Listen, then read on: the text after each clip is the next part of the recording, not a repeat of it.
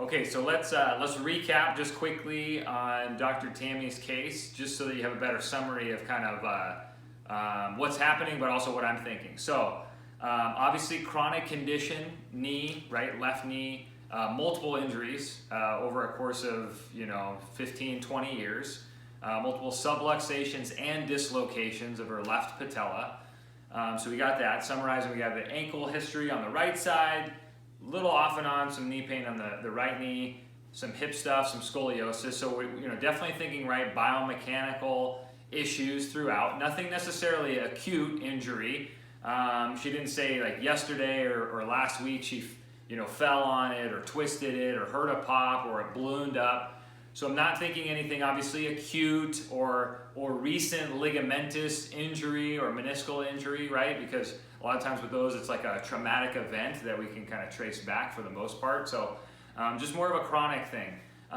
We got good information about what she was telling us, what helps her. When she said weightlifting and also riding the bike definitely helps with her symptoms. She said that, what her symptoms are, the nature of them as far as like what she feels like a sharp thing more anteriorly and grinding, especially with going up and down stairs. What? So patellofemoral pain syndrome. Patellofemoral pain syndrome. Mm-hmm. And we have the past medical history with imaging of the medial patellofemoral ligament avulsing on the bone. So we know that there was some sort of medial damage there. No history of surgery. Definitely, more of the, if we had to categorize her in a bucket of things that we, would help her, is she more of a mobility or more of a stability? Definitely putting her more in the stability box, just more of like, obviously with a laxity in the patellar femoral region, dislocating, we would think more, we need to get her strong, as strong as possible in multiple ways to keep everything nice and tight so that kneecap, translates the right way.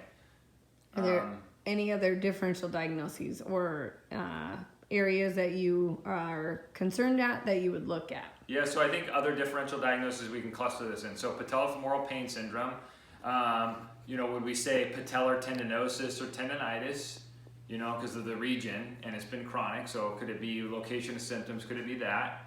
Could it be any kind of loose body or osteo, injury of some sort? We could say, she did point laterally. Could that be, maybe we want to check out maybe iliotibial band or snapping syndrome of the outside part of the knee, coming into there. That would maybe something that we'd also want to rule out. That's more of a chronic thing. Again, we're not really necessarily thinking something like ACL or PCL just based on the history.